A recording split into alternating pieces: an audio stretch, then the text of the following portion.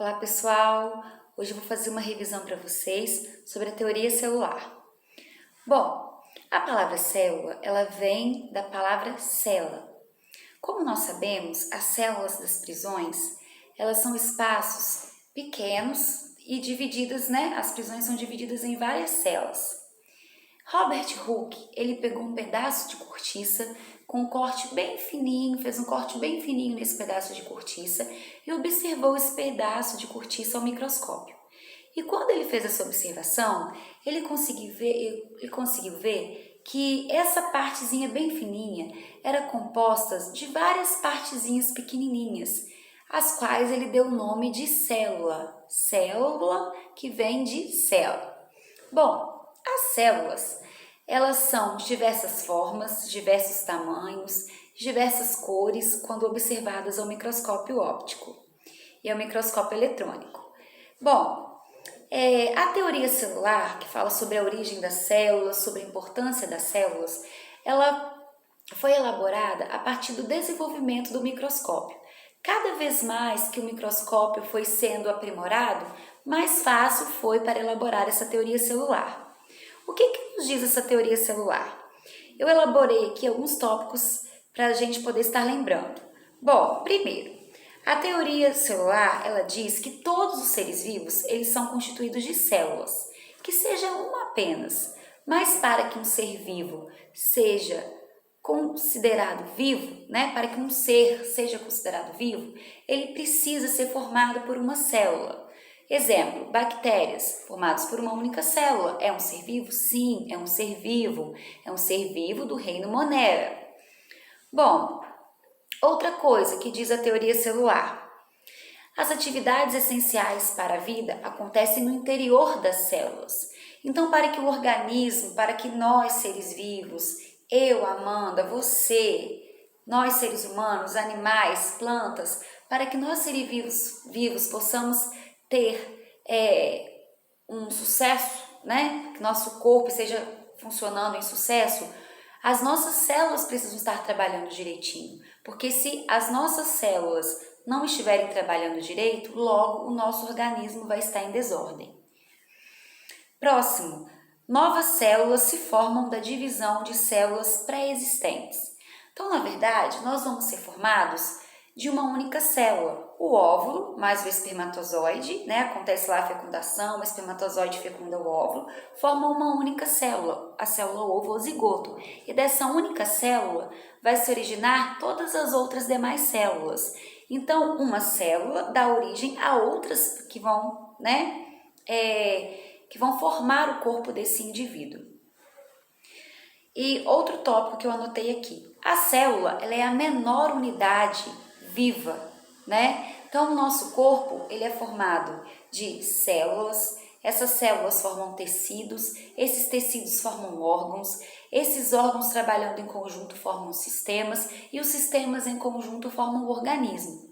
Mas a menor unidade do ser vivo é a célula e ela é extremamente importante para o funcionamento do nosso corpo, Se uma célula começa a trabalhar defeituosamente, isso vai gerar uma série de problemas no corpo, ok?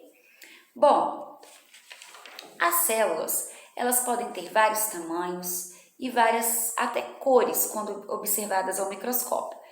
Exemplo, trouxe aqui, algumas imagens para vocês.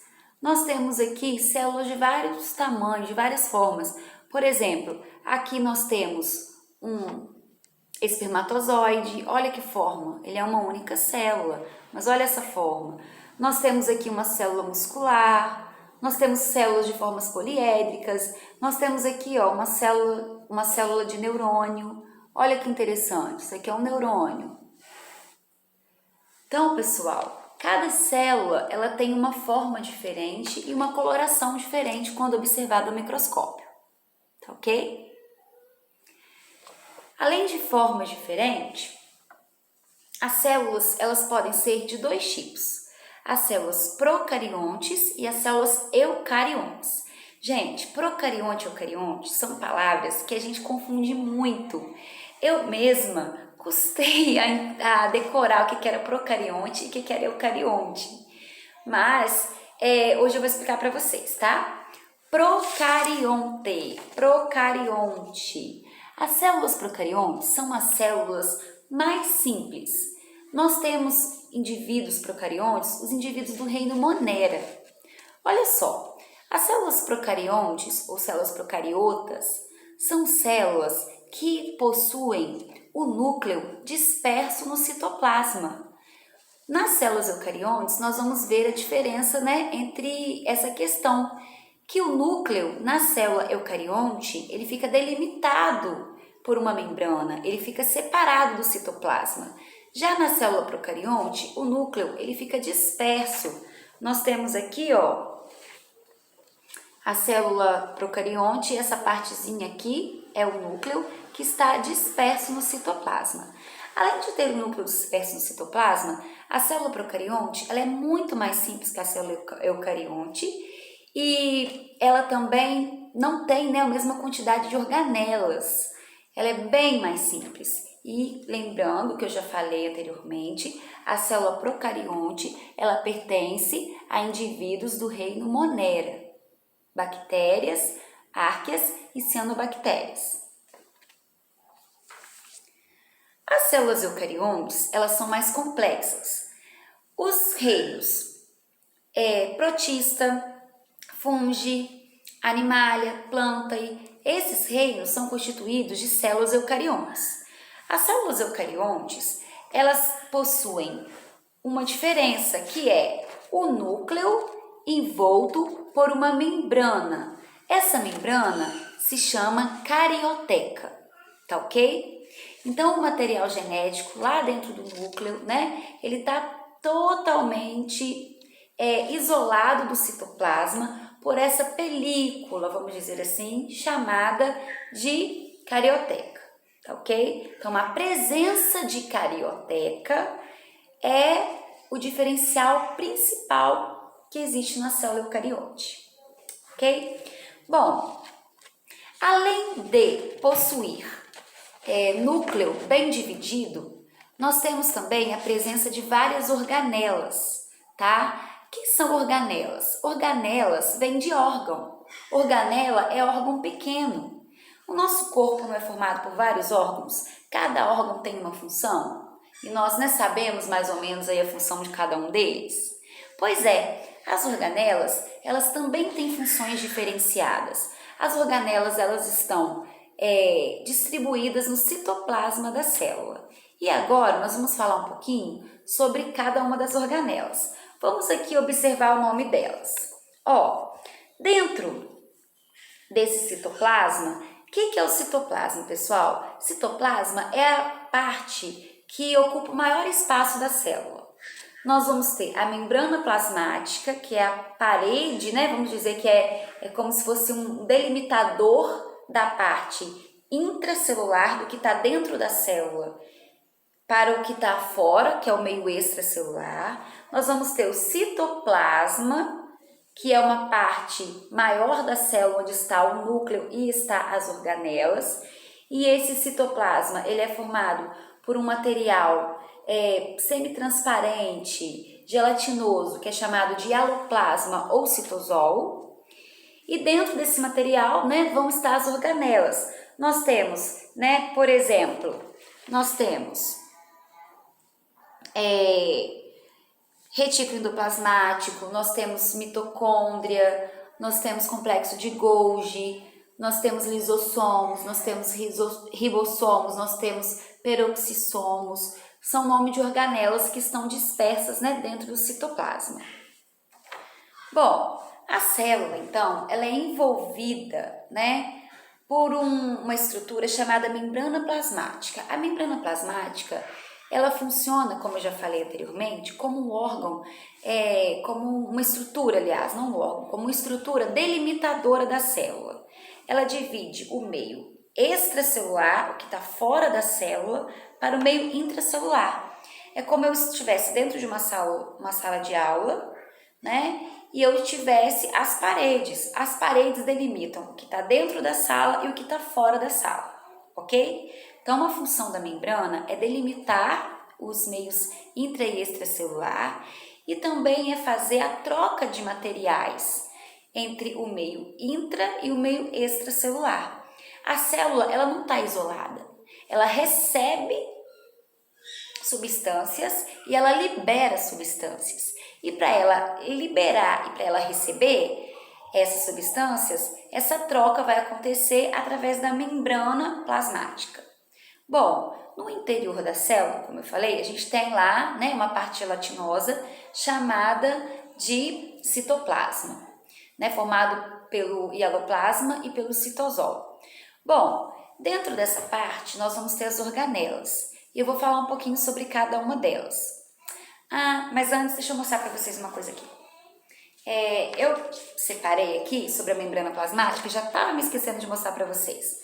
Eu separei aqui o modelo chamado modelo mosaico fluido.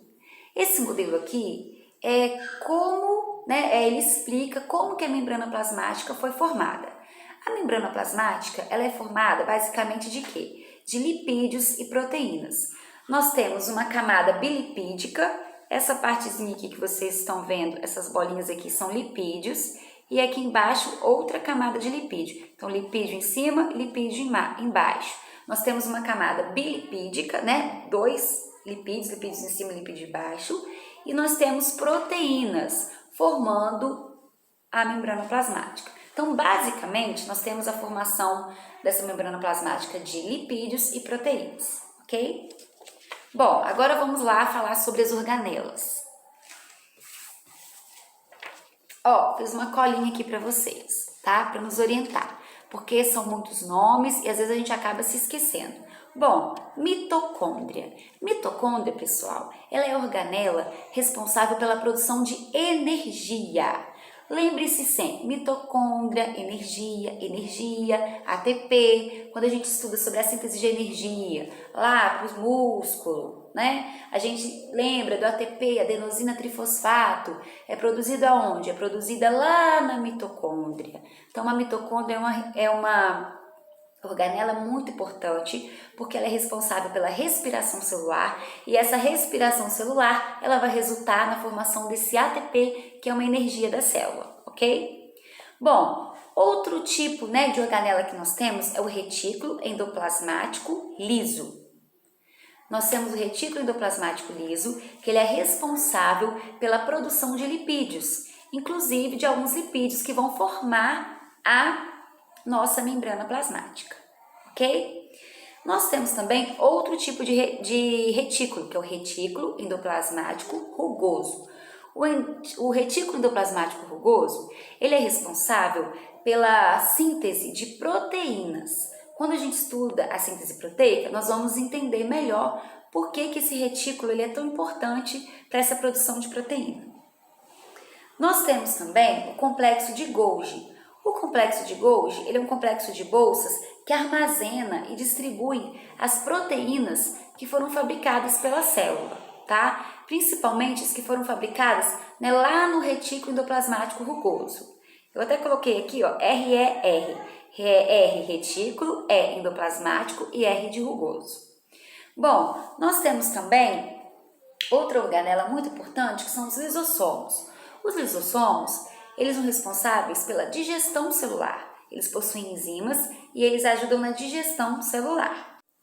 Nós temos também os ribossomos, que são muito importantes para a síntese proteica também, tá ok? Então, além do retículo endoplasmático rugoso, que tem a função da síntese de proteínas, nós também temos os ribossomos que fazem também esse papel. E por último aí nós temos os peroxissomos, que são muito importantes para a síntese de colesterol, tá?